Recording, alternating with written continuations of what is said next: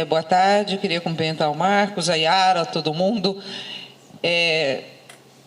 Assim, acho extremamente importante, né, esse seminário e essa discussão, e especificamente, né, sempre é importante, mas no momento mais importante ainda, né. Eu também tenho apreensões quanto ao momento que vivemos, né, sem dúvida nenhuma. Assim, só contextualizando um pouco, a gente começou uma política sobre drogas aqui em 2009, né, que estava na Secretaria da Juventude. Na época eu era secretária da Juventude, e a gente começou a pensar a questão das drogas como uma política, quer dizer, pensar em trabalhar articulado, pensar, né, no que é que a gente ampliar a discussão sobre o que a gente pensava, ou o que todos pensavam, né, sobre esse assunto. Aí teve a oportunidade da gente ter o CRR, né, que aqui em Sorocaba foi uma construção muito interessante, né, com a participação aí capitaneada pela UFSCar, mas com a participação de outras faculdades, universidades, né? A gente deu um jeito, mesmo não tendo uma universidade que tivesse toda uma estrutura montada, né? Inicialmente a gente ficou até meio preocupado se ia conseguir dar conta. E foi extremamente importante, porque quando a gente começou a política, a gente estava tentando fazer tudo ao mesmo tempo, fazer execução de projetos, capacitação de pessoas, discussões, muita coisa. Então, assim, ter um parceiro, né, ter um órgão formador, um órgão que discuta, né, e que capacite e que pense essa questão é fundamental. E aí a gente sempre teve, Sorocaba, apesar de ser do PSDB, na época, a oposição ao governo federal, a Senad, nós sempre tivemos uma parceria muito forte com a Senad. Desde que a gente começou a fazer a nossa política sobre drogas, a gente conversou com a Senad, né, conversou com os ministérios, teve um apoio da Senad, continuou tendo apoio da Senad. Quando a gente começou essa administração, atualmente, além de vice-prefeito, eu sou secretário de Desenvolvimento Social.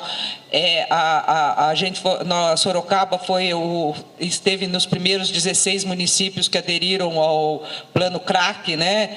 A gente já fez adesão no primeiro momento. Nós tivemos aí, então, várias ações com várias áreas, né?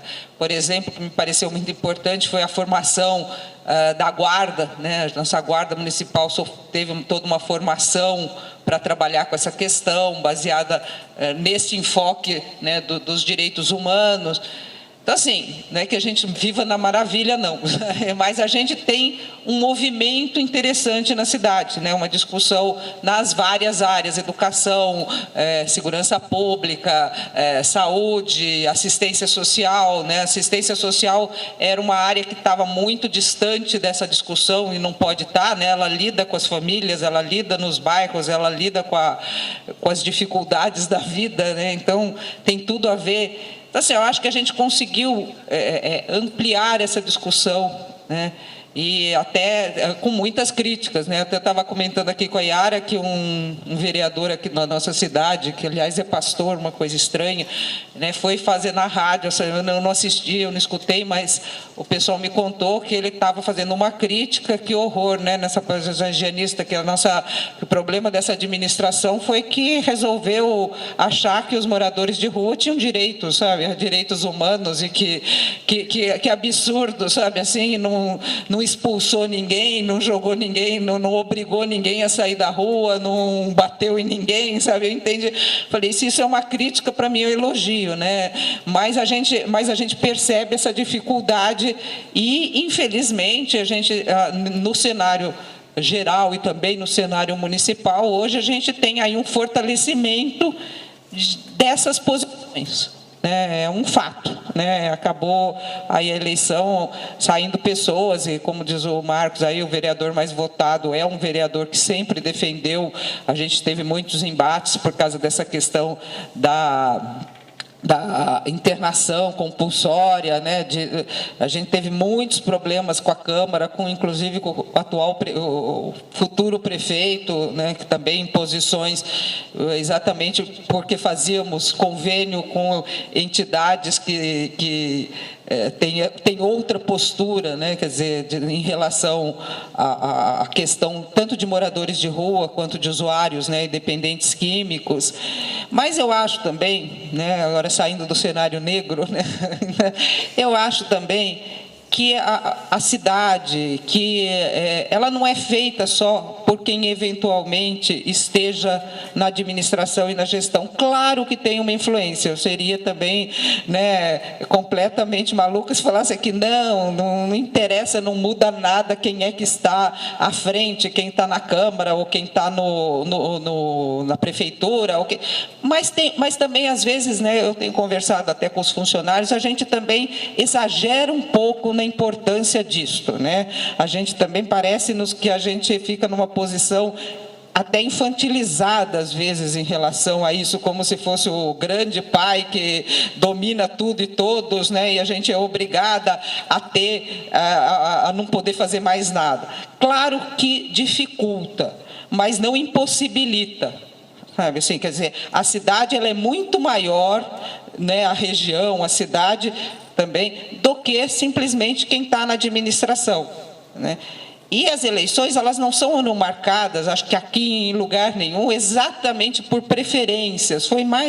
Foram outras questões, sabe? Assim, eu não diria que essas posições, apesar dessas pessoas terem hoje, né, sido mais votado ou estar assumindo a prefeitura, eu não acho que, se a gente fizesse, é a posição absolutamente majoritária da cidade inteira. Porque se fosse, aí realmente, né, aí não era uma questão de quem está na gestão, é uma questão de que a cidade inteira pensa de um jeito e a gente fica meio realmente limitado. Mas eu não acredito nisto, né?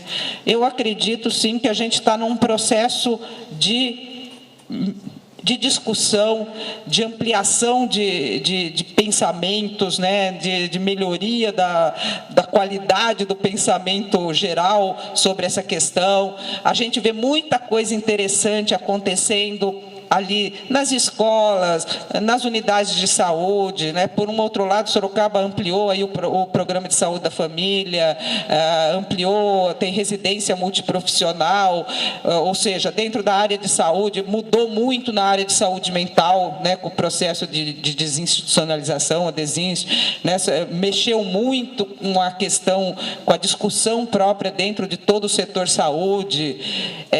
Na área social também a gente teve grandes avanços, né? A gente criou também a coordenadoria, a Elaine está ali, a nossa coordenadora, que trabalha aqui junto com a Gisele, trabalhava, que também é professora aqui do CRR. A gente criou na Secretaria de Desenvolvimento Social uma área que é o SUAS, né, propriamente dita, a assistência social na Secretaria de Desenvolvimento, e um outro eixo que a gente chamava ali de defesa de direitos, né, e onde estavam as 7 coordenadorias, uma coordenadoria exatamente sobre drogas, né. Por que tem uma coordenadoria? Porque ela articula, né, articula os diversos setores, articula as universidades, articula as outras secretarias, articula a sociedade civil, né, ela faz esse processo, ou ela não faz sozinha, né, mas ela, de alguma forma, ela centraliza e coordena exatamente como uma coordenadoria esses processos, sabe? Pode ser, a gente não sabe se as coordenadorias vão ser mantidas exatamente, mas talvez sejam, porque é difícil também, no poder público, quando você começa uma coisa, é muito difícil retirar, né? Porque se a coisa foi bem. Por mais que existam posições, às vezes, divergentes, mas é difícil você retirar.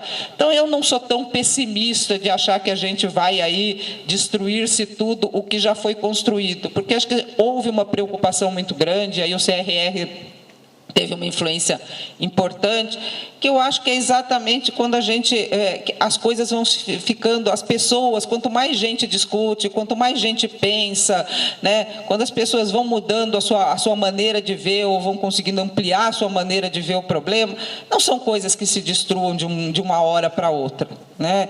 Isso cria raízes, sabe, você vai jogando sementes que vão brotando.